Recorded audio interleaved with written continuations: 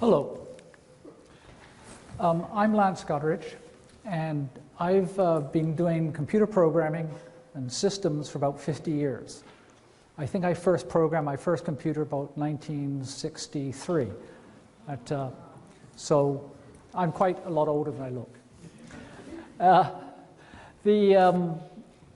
So in that time, I've done innumerable systems, business systems, general ledgers, accounts payable, accounts receivable, full ERP systems, if you like the term.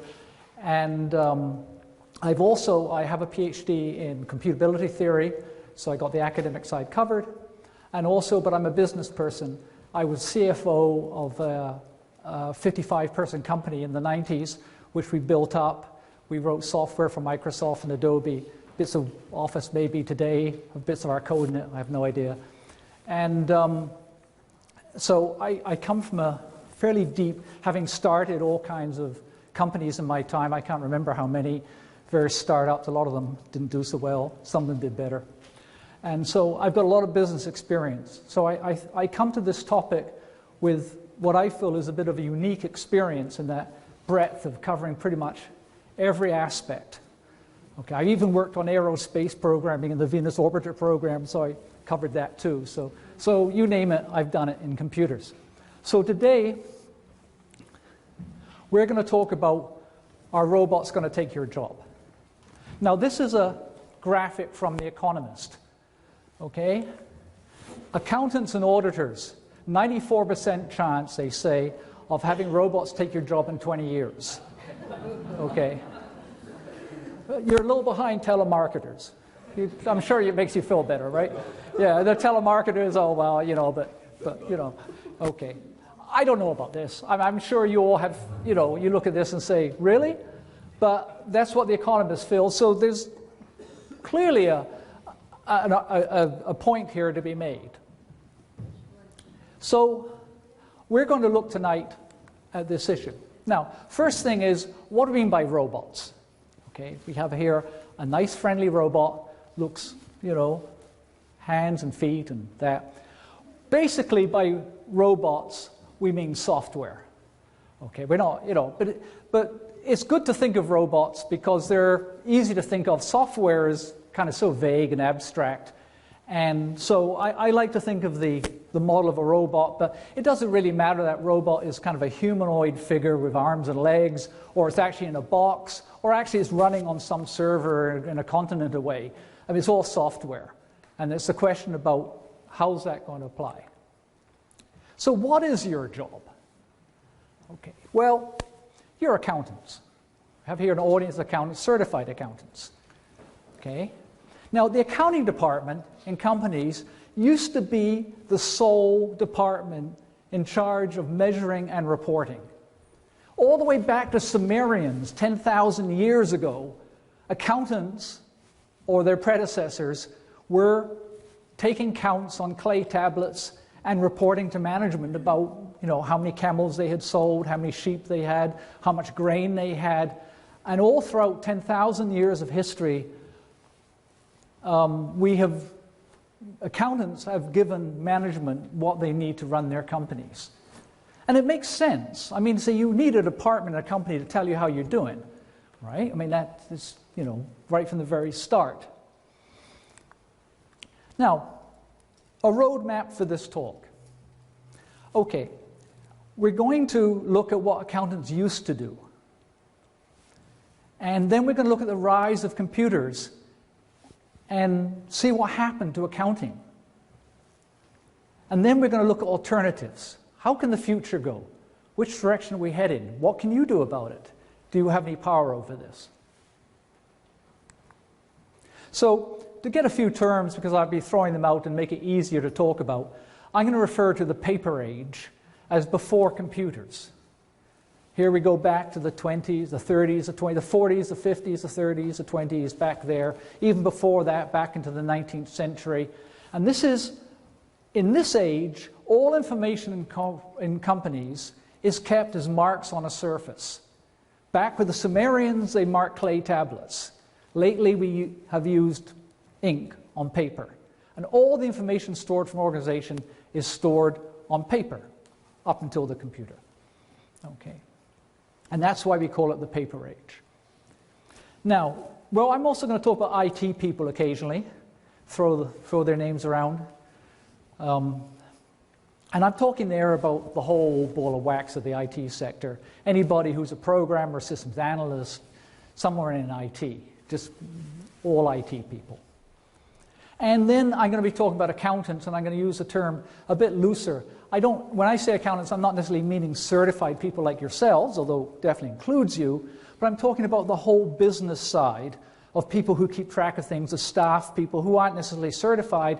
They're bookkeepers perhaps, they're office workers, all those kind of people. And I just lump them all together as accountants, accountancy, accounting. Okay, now how do IT people see the past? Okay, now starting very early in the computer business, I got to see the whole rise of computers. When I started, companies were just transitioning into computers. In fact, even before that. Okay. When I talk to IT people about the past, they really know nothing about it. Right? They don't care about it. As far as they're concerned, the past was small systems, small kind of offices. They were doing very slow. It was very slow and cumbersome and very primitive. And they just dismiss it. I've had several talks with programmers and that. They're not interested. They were never interested in the past. They never thought the past had any lessons to teach them, which is always a mistake, right? Anytime you think the past doesn't have lessons, you're probably going to get a lesson, right? Now this is a Metropolitan Life Insurance Company, 1906, okay? They handled 10 million records. $400 million of insurance. Now, this is in an age where you get a steak dinner, soup and dessert for 15 cents. Today, that is equivalent to $10.5 billion worth of insurance. They had large data in the past, right?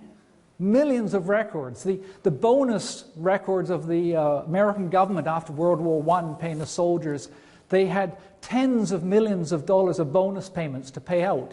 And they kept track of it accurately and on time. But you can look, you can see we got lots of people. This is a people-driven system, right?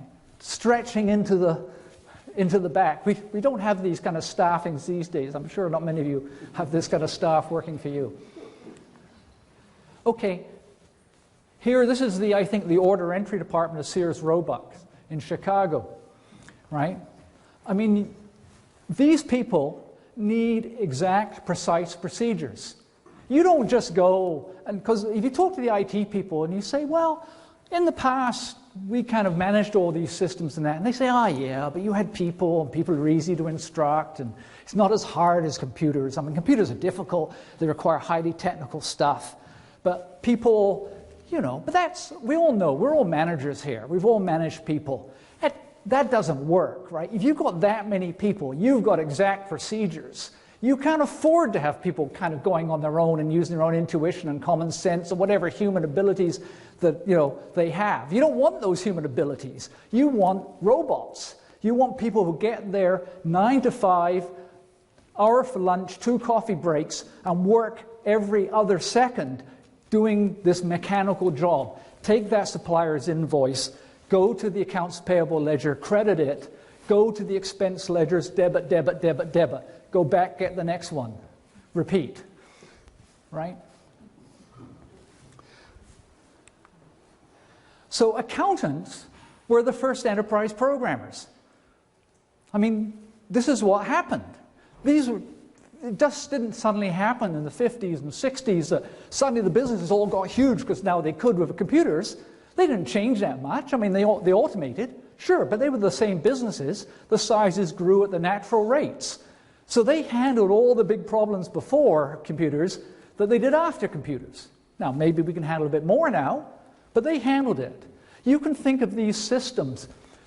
You think of a giant corporation back in the day, in the paper age, into the mail rooms and the telegraphs came all these flow. It bubbled up through the building, going from department to department, following these procedures, going into ledgers, going to sub-ledgers, into ledgers, going into financial statements at the end to give to management.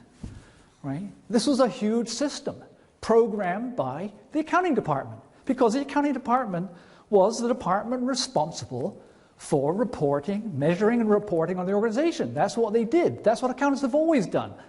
Right? And this is, so accountants were the first enterprise programmers. So today's problems are very much the problems of the past. I write systems, okay?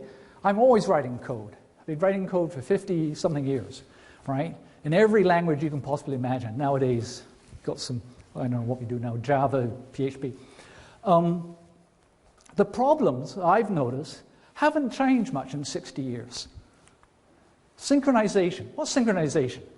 Well, synchronization is when you've got to synchronize tasks. Let's take an example in the accounts receivable department. Accounts receivable department has people writing invoices. You write invoices to the client, but you've got to number them. Now, what do you want of an invoice number? Well, it's got to be sequential and no gaps. You know, it's pretty crude if you have gaps in your invoice numbers. They certainly make auditing difficult. What happened to those other ones, right? You know, so you don't want to do that. So how do you do that? You've got 50, 60, 70 people writing out invoices in your accounts receivable department. Okay, so what you do is you have a numbers desk. When they finish writing the invoice, they go to the numbers desk, put it there, and the person that numbers takes them one at a time, boom, stamps a number on them, right? Sequential, no gaps. Okay, we do exactly the same thing in our computer programs, except we call it single threading. Of course, we're computer people, we have to have fancier terms, right? You know, for everything. You know that, you go into meetings and the computer people are always using fancy terms, right? I know, it makes us feel better. Okay. Indexing. That's another thing. We have, in computer systems, we get millions of records, say. Well, we've got to find our way through them. We build indices, like everyone. Well, just like they did in the past, right? They've got to find stuff. They need indices. Every one of these circles is a different subset of data. You've got to find, how do you go to the right one? You've got to have a whole system for doing that. If something comes in and you have to look it up by name, address, you have to have ways of doing that. And they did all that. So the accountants solved all the same problems that computer programmers, systems analysts are solving today, except computer program systems analysts are doing it in some fairly abstract computer language. They were doing it in human procedures. Filing data, persistent store. We do that in computers, of course. We put things down to the hard drive. We can't leave them in memory because memory is volatile. You turn the power off a computer, memory's gone, right? So we write to the hard drive, called persistent store, although these days we're using solid state drives, but same deal. Okay, they did it on paper. Millions of records, all kept on paper, right? So programming in the paper age. Well, you hear a lot today about algorithms. You know, Google has algorithms. Oh, their search algorithm, that's their secret sauce, is their algorithms. In fact, you can't phone Google and get a person. Right? You know, they deal with you with algorithms, but they won't deal with you with people. Because that's the whole shtick, right, is algorithms, computer programs. What's an algorithm? It's a fancy word we've tossed around. An algorithm is very simple. It's a step-by-step procedure to get simpler steps to do a more complicated one. Okay, so you take simple steps, you arrange a procedure, do this, do this, do this, if that, do that, else do that, and you have a procedure. And that's an algorithm. So procedures are algorithms. The procedures they gave their people in the past were algorithms. Right? They construct, just like I do. When I'm programming computers, I'm constructing algorithms all the time. Sort this and to reorder that and do something fancy with that, look up that. It's an algorithm. They used to do the procedures in the past. I used to, when I was a young summer student, back in the 60s, I was working for a pulp and paper company in the summertime, working in a computer department. And next to me was Roy, an ex-British paratrooper, who was in charge of procedures. And he had the policy and procedures manual, and it was his job to make sure all the procedures were up to date and would do what they were meant to do. In other words, were they programmed correctly? And Roy would sit there agonizing over all the wording very much like I do today when I'm looking at a computer program, right? And, to try and get it straight. So accountants at this age, in, let's say, the 40s, around there, were at the zenith. They were totally responsible for all systems technology. All the trade shows, accountants went to them. There were no system people. They were accountants and accounting departments and all those ancillary stuff, as we talked. If the salesman came with new technology, they took the accountants out to the golf trip, right? I mean, you're the ones who got the lunches, right? Because they wanted to sell you the neat new machine, right? And accountants made the decisions. They had to incorporate that technology into their systems, into their procedures. And they had to deal with technological changes all throughout, say, all forever, but let's look at the first half of the 20th century. They brought in adding machines, they brought in ledger card machines, all kinds of technologies came in that they had to deal with. They had to choose them, select them, evaluate them, put them into their systems and make sure that everything worked okay, that the system flow and the results, the financial statements and the other management reports all worked. When I started working for a company, I think in the 70s, the accountants were incredibly powerful. I was working for a company that had all these branches, and each branch was a profit center. And the accountants in each branch, they were important people in the company. They were listened to by management. When management wanted a change, they went to the accounting department and asked them, can we get this report? Can we do this? If there was a new billing procedure, like you want to start doing progress billing or some kind of tranche billing or something like that, it was accountants who decided that was a good thing to do or not, and they implemented it, right? I mean, the accountants were very powerful. I mean, I lived in fear of the Calgary branch accountant. I was just this small ex-university person, and he was a powerhouse in the company, right? And a formidable person. And was incredibly well respected in the company. I think that was the zenith, right? Now, one important thing is management information. Management information is the crown jewel in all of this. He who reports to management has the ear of the king. When management wants a report, they went to accounting, okay? And accounting would set it up. So say management said, we need to track our sales by geographical region. We're growing, we want to make sure we, start to see where we're getting our sales from, that kind of thing. They would have gone to accounting back in the paper age. Accounting would have said, okay, and they would have instructed the accounts receivable department to start keeping some kind of ledger ledger sheet for every geographical area, and every time they recorded an invoice, they would have put it into that ledger sheet, and at the end of the month, when they closed the books for the month, they would have gone and accumulated all that and produced a report. How much sales by this region, how many sales by that region, right? Now, that's not quite the case, right? Where does management go now? Probably to the systems department. Accountants were vital, okay? I'm sorry, the only picture I could get of accountants that looked, or people that are men smoking, white, males smoking in a room, but there you go, it was an age, right, And they were right in the management structure. They were line management, essentially, and that's how they were considered, and they were very powerful, and they had budget. Never to be neglected in an organization, right? He who has the budget, well. So what happened?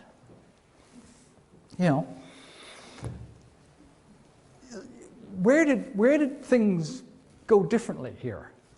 Well, technology came in. Now, this is not new.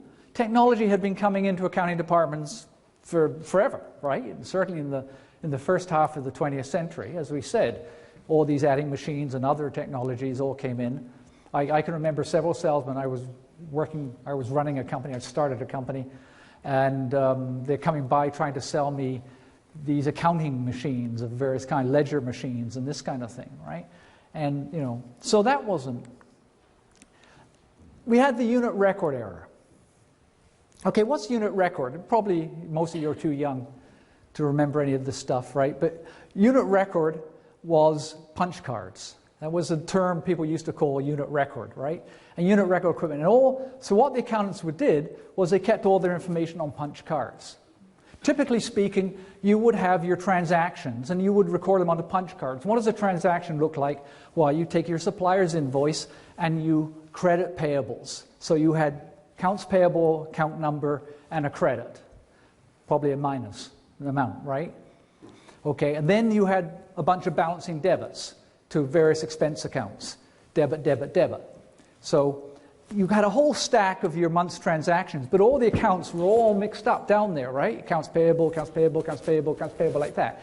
So you had to punch those in. Well, this is a program of a key punch machine, and you would program this with special characters, so it would skip to certain columns, and if you hit a certain key, it would duplicate, and you could set all that up in this card, which was put in the drum, was then read by the machine as a simple program. Who did that? Well, the data entry operators, which were part of the accounting department. The accounting department ran that, all that. So that wasn't much of a change. The process was still visible. This is a sorting machine. Probably none of you have seen one of these, but you sorted cards with it. So here we had our month's transactions, and what do we want to do? We want to sort them by account, so we can then tabulate them out and get our general ledger, right? So we have, say, a 5-digit account number. Well, you had to set this up to sort on the first number, say that's column 23 on the card, and you put that in, and then you ran the sorter, and it dropped into 10 hoppers all the different numbers in that column. Then you gathered all those cards together, you set for the next number, put them in the hopper, and ran them all through again. Okay, and then you gathered them all again, and you put them in the hopper, and you ran them through again, right? And when you'd gone through 5 times, your cards were sorted to account order. Then you took all that deck sorted account order, you went to a tabulation machine, and you ran it through the tabulation machine, which was smart enough to detect a control break on account number, see when it changed, and put a total out, and zero out and start again. And that was your general ledger. Now, so this is all computer technology, right? But it's still simple. It's totally, the humans are totally part of this. They know exactly what they're doing.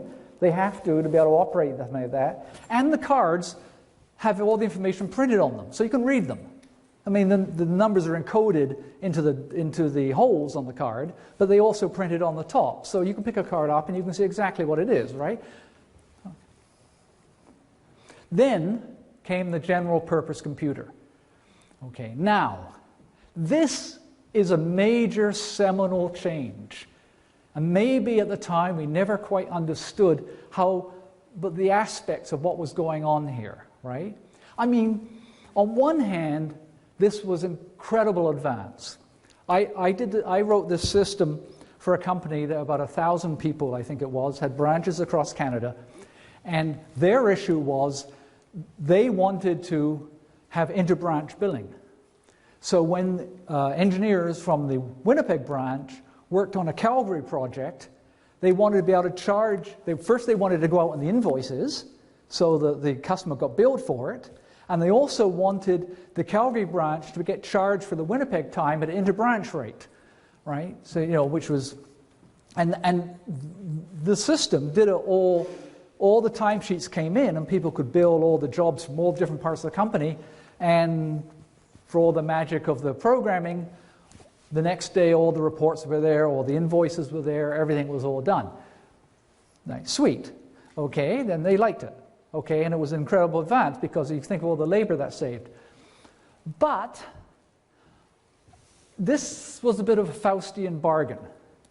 Okay, there are some things that started to happen. So let me tell you one story. I was doing this system for this company, and I think we had hosted it onto a mini computer at that time. We started out on a mainframe, we moved to a mini computer. We bought a mini computer for the company, it cost us $500,000. A 300 megabyte disk drive, a 300 megabyte, a third of a gig, was $50,000 and required special power. It was a big machine and required, 5-phase power or whatever it is, right? You had to especially wire it up. And so things were a little bit more expensive in those days, right, than maybe they are today. But, so, I had programmed this system, and one morning I came in, and the accountants were looking at the reports, and there's clearly, they're puzzled. So I come in and say, well, okay, what's going on here? And they said, well, okay, a couple of weeks earlier, they had asked for a feature. They had decided, seeing the branches were profit centers, that when they generated work in progress, that was a cost to the Corp branch, because Corp had to finance the work in progress, right? I mean, so Corp decided that, you know, that they would charge an interest on work in progress because they were consuming Corp resources, and a branch that consumed less should, you know, have an advantage. So that was fine. I programmed that. We had the system all set up for inter-branch charging, so it was easy to take the money off the branch and you take 3%. I forget what the percentage was, 3%, 5%, something like that, and put it into Corp. Well, what had happened? They were looking at the Edmonton branch, and the program had transferred money to the Edmonton branch, right? And we're all looking at this, and why? Well, it turned out that Edmonton was very efficient, and they were good business people, and they had pre-billed a bunch of work for the government. And so they had issued invoices for the retainers, essentially. And of course, the invoices, which were, you know, a debit to receivables, were a credit to work in progress. And that totally dominated the work in progress that was in there. And so it turned the work in progress balance to a credit, right? And so a credit work in progress balance is prepaid work, right? And so, of course, in my mathematical way, I just multiplied it and it reversed, right? And sent the money from Corp to the branch. And they all looked at this and they said, well, that's not quite what we meant, you know. And I said, being young and brash at the time, right? I'm a mathematician. Well, it's mathematics, right? You multiply two numbers, you multiply a negative number by a percent, you get a negative number, right? And we gave them a negative amount of money. Or we took a negative amount of money from them, which is giving them money, right? And they said, well, yeah, okay, but that's not quite what we meant. And so the CEO came down, and the CFO, and everybody's sitting around talking about this. And there's a whole dimension to this now, this political, and a whole dimension of system. Okay, on one hand, the system is that to correct this, they would have to journalize it out next month, right? Because we had a monthly run. They would have to wait a month and leave the money there and then journalize it out at the end of the month. Okay, but these branch managers, it was an employee-owned company, so the branch managers were part owners, very powerful people. They were on a profit basis, so they were largely did what they wanted to do. They were responsible for profit, so it was hard to tell them what to do. It was very difficult to take money back from them, right? You know, they earned, yes, well, that's what they thought too. So in the end, everybody thought, I said, well, they'd stay with this. And they said, that's what we do. We leave that. So I went away from that, and a realization hit me at the time. I said, well, I just changed company policy, right? They never meant to do this. But with my system stuff, I changed company policy. And I thought, well, this is like, the implications of this, I could start to see, well, systems, when there's this miscommunication between accounting and the business side and the IT sector, this is the kind of thing that happens. And in fact, it's got worse. If we look today, we see all kinds of companies putting in systems that they're changing their procedures to fit the system. I see this all the time with ERP systems. I read something about the University of California, and there was a whole set of minutes of their meetings, and it was quite interesting because you don't often see inside, you know, those kind of meetings among private companies, but in this, where they had decided their whole payroll thing, because the new system did it a certain way, they would follow that and stop doing it the way, which is a better way they were doing it, and do deductions and benefits differently, because the new system, it was too expensive and hard to change the system. It was easier to change the organization. That to me is crazy. I mean, you know, I don't care how you cut it. I don't think the IT tail should wag the business dog, right? But that seems to be the way it's going. The other realization that comes from this, which was I got a bit later, was, you know, for the first time in recorded history, the accounting people can't see the data, or they cannot see the business logic. They were blind to it now. Back in the day, if they had done that kind of WIP percentage thing, what would have happened, right? They would have set up this procedure to the accounts, probably to the people who were assembling the financial statements for each branch. They would have had all the sub-ledgers. They would have brought it into a general ledger for each branch, assembled. Then they would have done any transfers at that point before they finalized the financial statements. That would have been the way it happened. And you would have given them a procedure, and you'd said, oh, when you're there, okay, another adjustment you've got to make is look at the WIP balance, take a percentage, and transfer it to the corp, right? And what would have happened then, probably when they hit the credit balance issue, they would have stopped and probably said, well, what do I do here? The procedure doesn't cover it. And it probably would have bubbled up the chain, gone all the way up to the CFO, no doubt. What do you want to do in this case? And he would have made a decision a priori instead of a posteriori, right? And he would have, you know, said, well, maybe not. Okay, no, I don't want to do that. Cut it off, you know. We're charged them, but we're not going to send the money the other way. And but now, they had come to me and said to put in the system. I'd put in the system. They had no idea how it was working. They had to ask me, right? And then they had to ask me, well, why was it doing this? And I had to go look at the code and say, oh, well, it's because of this, right? And, so that was a very seminal change. So programming is just not accessible to business people. It's a black hole. You are all trying to audit companies now by looking at the outputs of a black box, right? The reports, and trying to figure out, is that right? Right? I mean, are those numbers correct? Do we know? I don't know. I mean, we can infer, we can cross-check, so we can get a reasonable degree of security, but there's an element of doubt there that maybe how the revenue recognition formula was changed maybe in June, changed back in July, would you know? Maybe if it was really material, yeah, probably you'd pick it up. If it wasn't quite so material, perhaps not. It's always, so I think right now there's a fear. I mean, when I run companies, I certainly feel it when I look at the statements. Is this really right? I mean, I look at the numbers from the computer system, but I've looked at a lot of numbers from computer systems that weren't right. I mean, are these ones right?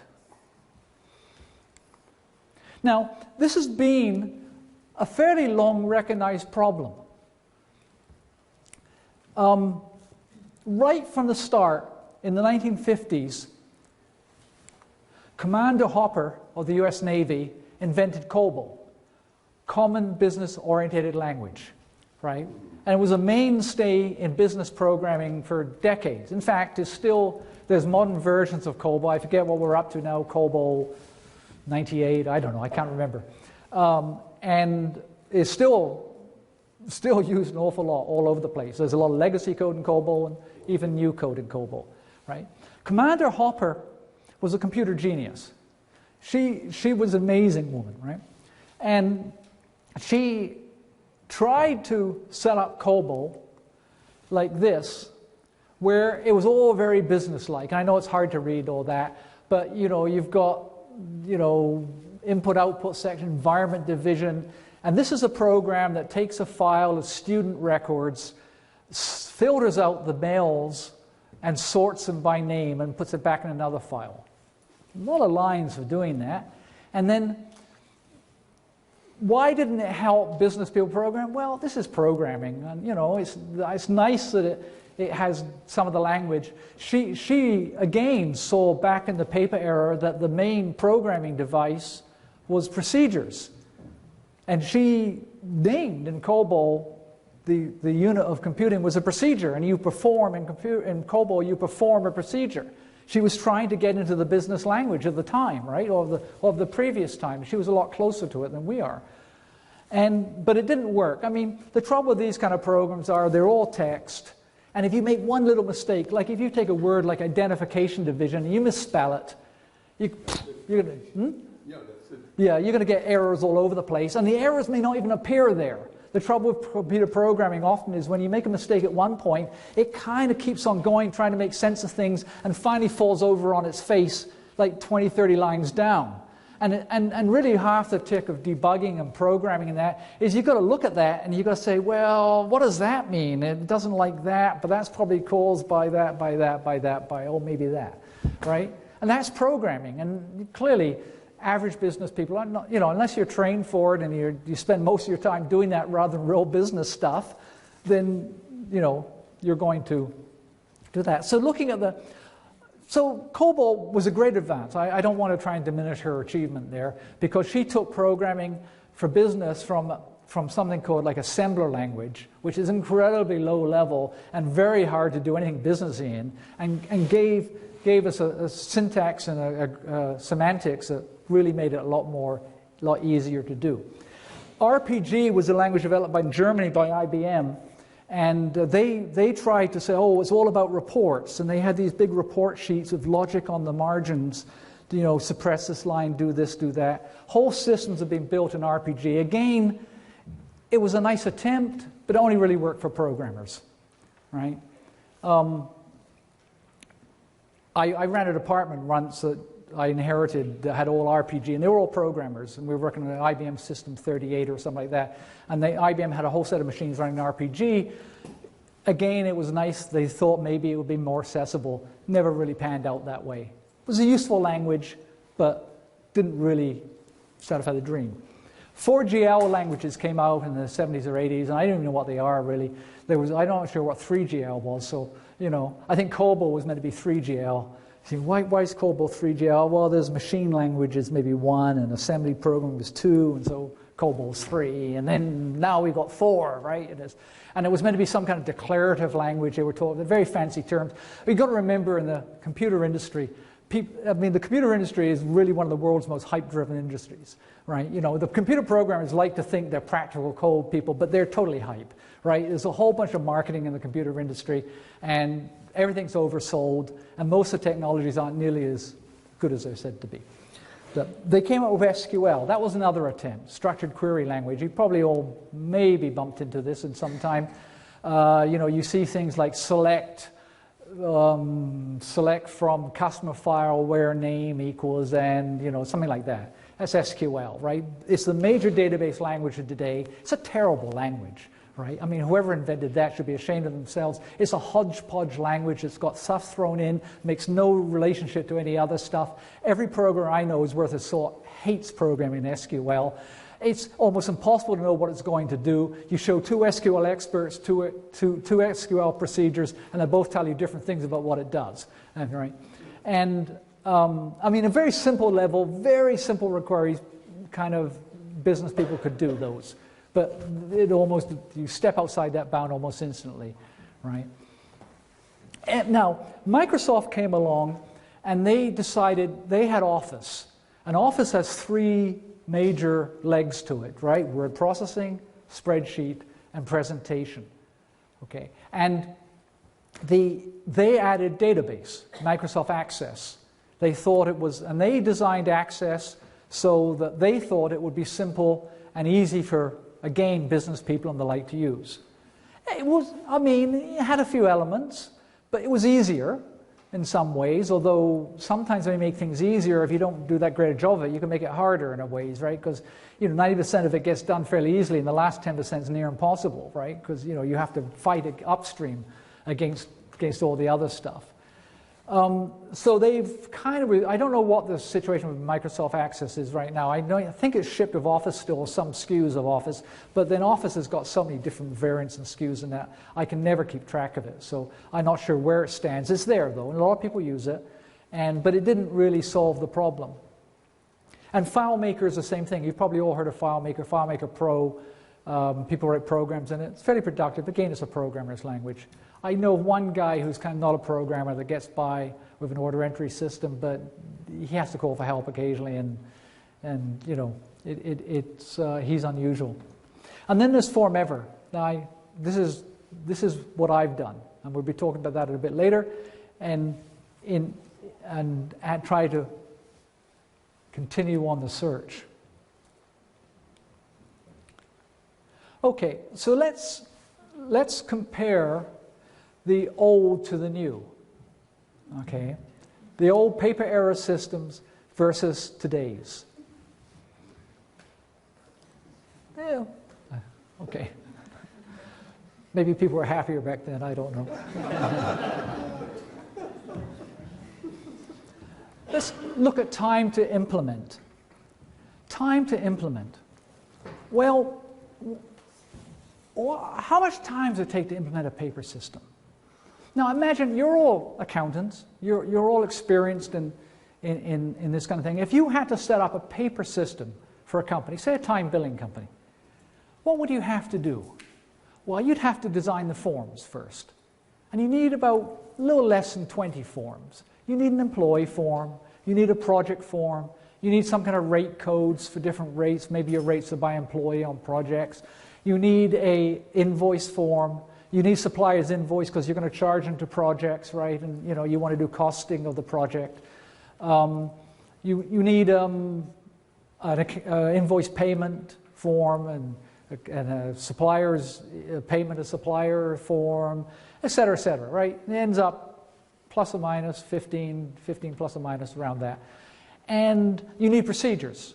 You would have to instruct the people, okay, when you get an invoice in, you need to set up the ledgers. So you have a sub-ledger for accounts payable. You have to post the credit to accounts payable, and you have to go and debit the expenses and all these sub-ledgers. And at the end of the month, you've got to add them all up and do the general ledger. Okay. How long does that take? Well, a week. I think I could set up 15 forms in a week and a bunch of procedures, especially if I got staff helping me, right? I'm not going to do it all by myself, perhaps. Maybe 2. Can convert the data in a week, 2. I mean, anything beyond that would be like, why? What are you doing? Now, what about today, right? Well, if you go online and you say, how long does it take to implement an ERP system? It's a time billing ERP system. Well, what the answer I've done in researching around is they say 6 months, but I don't really count on that, right? I mean, 6 months is kind of optimal, and the kind of the way things are worded is, forget it, right? You're never going to see that. That's only if, on some other planet you're going to see that, but not here. So, a year, perhaps. I've certainly seen companies. I went to one company in North Van, and they were trying to replace an ERP system, a little light manufacturing company, and they were being quoted $1 million in a year, basically, which we all know about software estimates. You probably double that, right, in both regards. So now maybe after a year they'd have something, but it'll probably take another year to clean it up. I mean, so the time to implement has not done well. Today, we are not doing well on that. Easy to change. Well, paper systems are easy to change, right? Let's suppose back in the day, you're in some jurisdiction and the government comes up with a postal code, right? Like the zip code in America, which I think came in the 50s, and like our postal code, which came in the 70s, maybe. I'm not sure. But let's suppose you're back in a paper system and the government does that. Well, that's not particularly difficult. You've got all these client forms, and you now have to put a postal code on them. So you add a field to your client form, and you probably get some staff to go to your file and go, say you've got 2,000 clients, and go through them all, look up the addresses, and figure out this new postal code and add it to the form. Then you're kind of done, right? Now, if you go to make a simple change in a modern system, I mean, how many of you have ever asked for a simple change that's taken a long time? No? Yeah. How long? 6 months? Sure, if we're lucky. Yeah, well, I mean, just a simple change, like a report change, a new line, something like that, right? Yeah, I mean, I think everyone's had that experience. You go to, these days, you go to the IT department and you want to get a change done, and oh my God, well, it means we have to renormalize the database. We got, it's all in third normal form now. We've got to put in fourth normal form, and then of course there's the, the inverted indices that have to be done, and the foreign keys, and we've got to do this, we've got to do that. And before you know it, you're back. Okay, I don't really need the change, right? It's just a header. I can cross it out and write in by hand easier, right? I mean, that's often the case. Okay, computer systems are really hard to change, less so. I have seen all kinds of things happen with systems. One case I saw was they wanted to change the system, and they were converting data, and you get the business side involved in this, and you get the IT people, and the IT people don't always understand business. So these IT people were converting the system. They converted all this data. Of course, they didn't think about what data you didn't need, because usually when you convert data, there's a lot of data you don't want converted. But it's easier, just take the whole file and convert it, right, from an IT point of view. So that's what they did. Unfortunately, this system had kind of a thing that when users were converted, they were locked in there, because when a user was attached to a case, they couldn't be changed. And unfortunately, one of the persons who was a user who was in the old data had passed away. Yeah, and it was bad. And his brother worked for the company, right? So he had to see his dead brother's name come by all the time. And really, to make it worse, the software company charged him a seat for that dead brother. So, change is difficult in the new systems. I mean, that never would have happened back in the paper era. They would have just excised that, right? I mean, speed. Okay, well, speed here, we got no doubt modern technology wins. Speed of light, right? Electronic circuits. But at what cost? Have we written a Faustian bargain? Now, nobody's suggesting we go back to all those people. We couldn't afford it, right? I mean, and though people wouldn't want those jobs anyhow. I mean, what people are willing to put up with jobs in day and then are totally different, right? And so we don't want to go back. And besides that, it's all paper, it's slow, it's got all the problems. We really want, we want to take, output in PDFs, email them, all that kind of thing. So I mentioned here Formever. So when I retired, call it that, we sold our company back in the 90s, and I started to look at business systems, started doing R&D. So for the last 12 years or so, 15 years, I've been looking at business systems, trying to think about what do we have to do here? I mean, why is it so difficult for people to do these systems? Why does it take these highly expensive experts to do these business systems, which we used to do back in the day with ordinary, it's accounting staff, and do very well? And yet now we're got into a situation where we have to use these high-priced experts to do it. So I decided that I thought about this, and I had lots of ideas. I've been in the business a long time, and I got a lot of ideas, a lot of opinions. And so I was going to write a book. I thought, oh, this needs a book. I'll tell them, right? But then I thought about it and thought, well, that's just going to be another polemic. And there's a lot of those around, right? People write books and things saying, oh, it's all bad and all that. But the problem of writing a book about the computer systems and their faults and problems is that it always begs the question, well, okay, if you don't like what we're doing, what should we do? And if you don't have an answer for that, the book kind of gets, remaindered or goes on Amazon's, up in their 1 millionth ranking.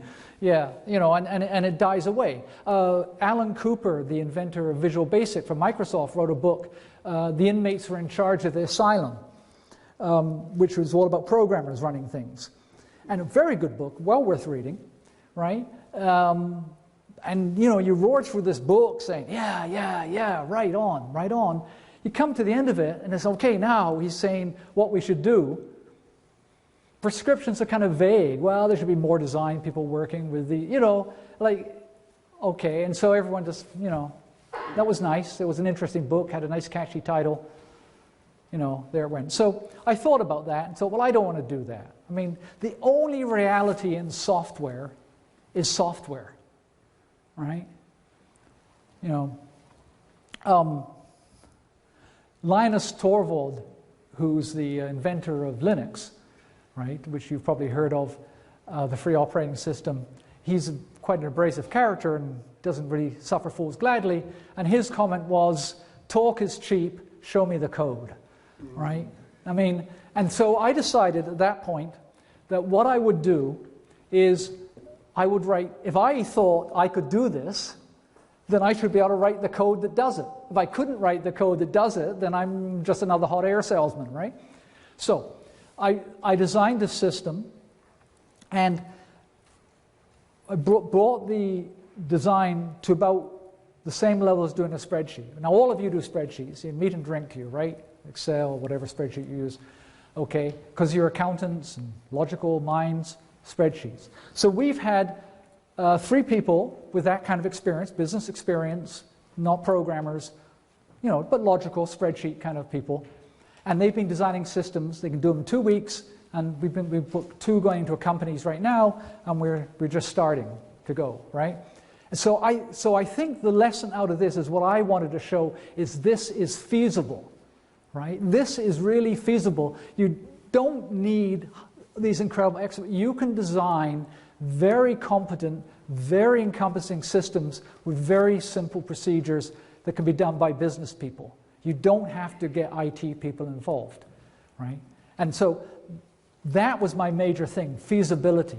The only way you can demonstrate feasibility is do it, and then show the systems being built. Anything else is talk. So let's talk about intermediaries. Now, intermediaries are people that stand between you and something else. And we've had a whole bunch of talk on the internet and places like this at this day and age of disintermediation, removing the intermediaries, taking the cable company, cutting the cord, removing the publishers. Why do we need publishers? We can just directly do it ourselves and sell the books on Amazon. It's causing havoc through all kinds of sectors of the economy. I mean, I think it's a good thing in general. The sector of the economy, a lot of them need a bit of havoc, right? But so we have, and there are value intermediaries and redundant intermediaries. What's a value intermediary? It's somebody who actually provides service, right? A lawyer. Yeah, you have ideas about lawyers perhaps, but if you're going to court, you want a lawyer. I mean, theoretically you can defend yourself, but we all know that's a fool's game, right? You need a good lawyer, and you're willing to pay a lawyer because that is a valuable intermediary given a valuable service. Sometimes value intermediaries become redundant due to technology. Look at elevator operators. Back in the day, elevators, old-style elevators, they were a value intermediary. I mean, you didn't want somebody standing there grabbing the lever and throwing everyone on the floor as the thing took off, right? And even worse, you didn't want someone putting their hands through the thing, shearing it off as it went through the floors, right? I mean, so you wanted somebody who knew what they were doing, knew how to operate this safely, knew how to decelerate it properly and accelerate it. Then we changed the technology. We added in automatic controls. The elevators could accelerate and decelerate by themselves, and we could operate them with push buttons. Even kids can push the buttons, right? Annoyingly sometimes, but they can. Okay? And who has elevator operators anymore? Oh, they're redundant, right? I mean, you don't need them. Okay? So they're a redundant intermediary. They got changed. And a lot of people are getting changed from value to redundant. So is IT a redundant intermediary? They stand between people like yourselves and the business logic. You can't see the business logic. It's wrapped up there in code. You don't know what it's doing. The only thing you know about it is what the reports come out, okay, and what they tell you.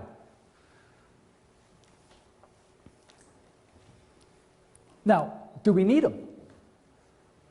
Now, when I say IT here, let's think about there's plumbing, email, connecting computers up, connecting to the internet.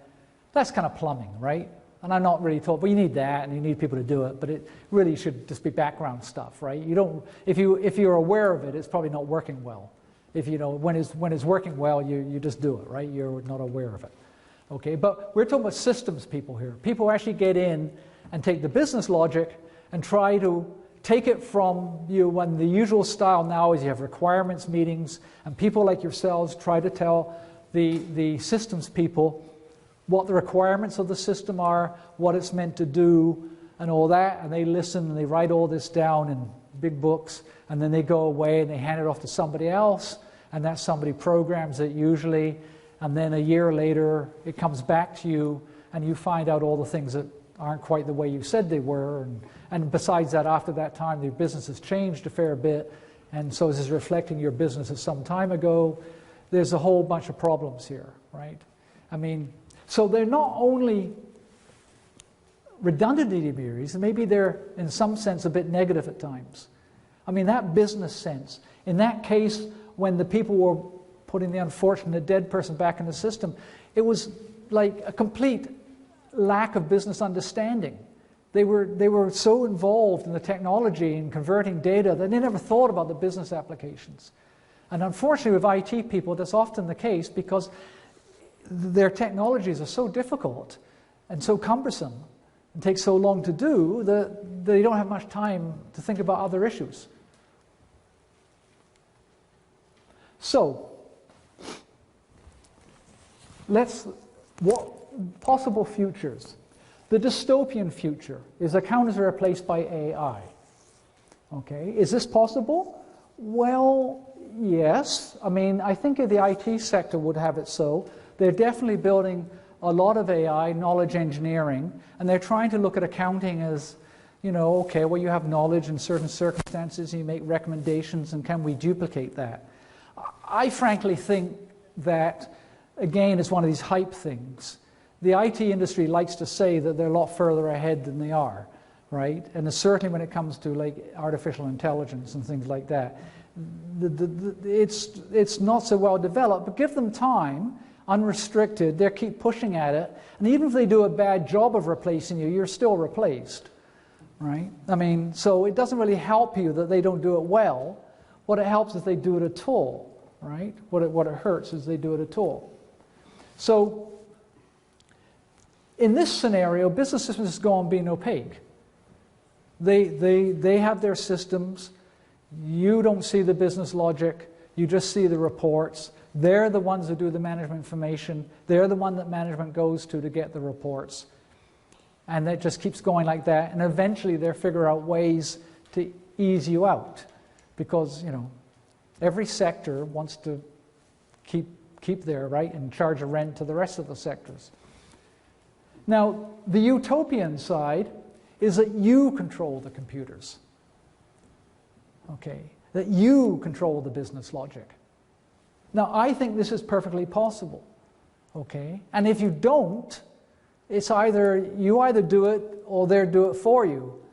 Now, I think we've demonstrated feasibility. I'm not saying this is the be-all and end-all, but it's feasible. And it's certainly the systems can be done that way, and it should be the business people.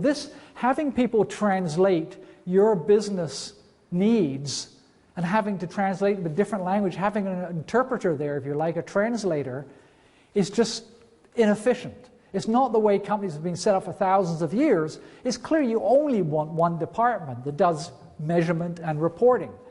Okay, you don't want two departments. We now have accountants doing financials and all that, and we have the systems department.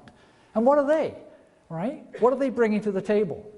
Okay, well, they're bringing some knowledge of systems that they built in the first place to require knowledge, right? I mean, it's a bit self-perpetuating. Okay, now, agreed, the technologies have come along, and they were difficult in the start, and they've been, you know, and they've been kind of keeping up with this technical difficulties. But I think, you know, the time has come in the 21st century here that we have the technology that we don't need these system people between us and the business logic. Okay, how can you audit a company if you can't audit the business logic? I mean, you've got to be able to go in the day, in the paper era, if you came in to audit a company and you didn't really like the way the revenue recognition was being done in the accounts receivable department, you'd go down to the accounts receivable department and see what they were doing. And you'd look at the procedures and you'd say, well, when you take this and you do this, this is the calculation you do. Is that right? Yeah, no, maybe, whatever. Okay, so you can't do that now. That calculation is now locked up in some code and God knows what language, right? And trouble with, again, another problem with system people, and I'm one so I can say this, right, is that we're incredibly experimental. We like new things. We're actually we're attention deficit disordered most of the time, And we were always trying new technologies because we always believed the hype, oh, this technology is great, and we code this in Groovy or Ruby on Rails or JavaScript or Java or PHP or you name it, right? You know, then it'll be better and we'll be faster and all that. And so I've seen so many cases where the IT department has taken a system, and because some programmers had a favorite language that they read about in a magazine, they've taken the department all the way down this trail. And you people aren't aware of this, right? Because you don't know what's going on. Is it right to use JavaScript? Well, I don't, do you know? Is Java a better choice? Is PHP a better choice? Is COBOL a better choice? Is Fortran? Is whatever? You don't know because you can't see the business logic. You don't understand it. And how can you audit the company? It's very difficult if you don't know the business logic. So the IT stands between you and the business logic right now because of the technologies they use. Don't want that. You've got to be the value intermediary. Okay? You have a client, whether that's management or an external client or whatever, and you should be the ones, just like in the old days, who is measuring and reporting. And when management wants a new report or new information, they should be coming to business people, not information technology people, right? Because it's just, it just seems totally artificial. So you want to be there. So what can you do? Okay, well, it's tough, okay? I think you have to insist that you see the business logic. I think accountants and business people have been too passive with systems. They've been letting the systems people dictate everything. I mean, I've seen so many meetings where the systems people just run roughshod over the business people. They throw up the technological terms. What are you going to say? They say the database has to be renormalized. You've got to change the data model. Okay, what do you do now? What do you say to that? No, you don't have to change the data model. Yeah, well, so you're powerless in that conversation, right? I mean, you have to sit back and say, oh, okay, well, how long will it take? I mean, that's basically what it comes down to. This is really not what you want.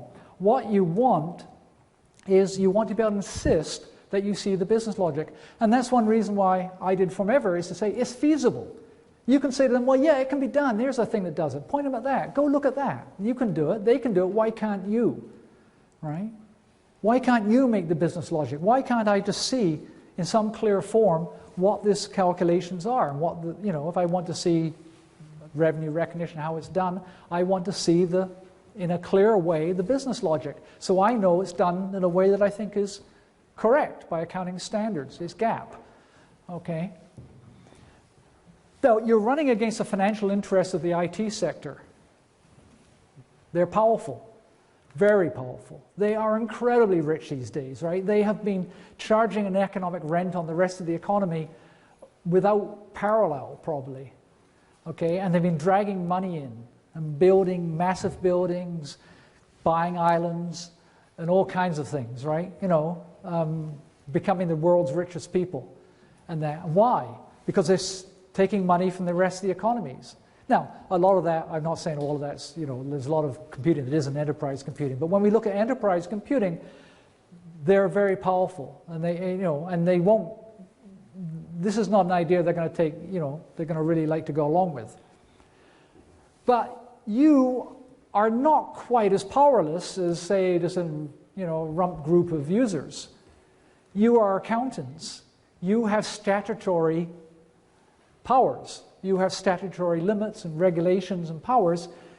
You can insist, right, that if it's considered GAAP, you've got to be able to see it.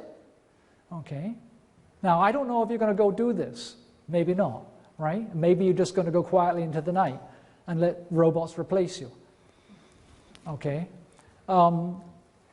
However, I think if you don't kind of get on the bandwagon and start to say, wait a second, these systems aren't adequate. I want to be able to see the business logic.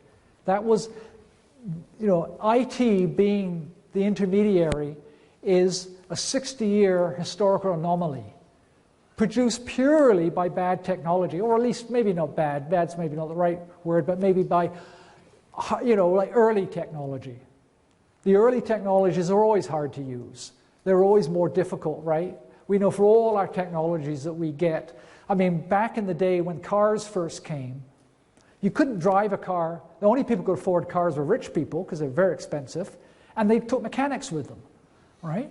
And on the right-hand side would be a mechanic, and when the car broke down, which inevitably it did every 10 miles or so, the mechanic would get underneath the car and fix it and bring out his toolkit and fix it. And that was early car technology, right? And it was difficult and expensive and required an intermediary like a mechanic, right? You couldn't actually run the car yourself because it was just too difficult technology. That's the situation we've got today with IT enterprise technology. It's difficult, it requires specialists, it requires these intermediaries, and they aren't really necessary, right? And they're only necessary because of the early technology that was, like the cars, difficult and expensive and hard to use. But now we're slowly starting to move into an era where we can do this, that we don't need IT people to enterprise, that the business people can do their own systems.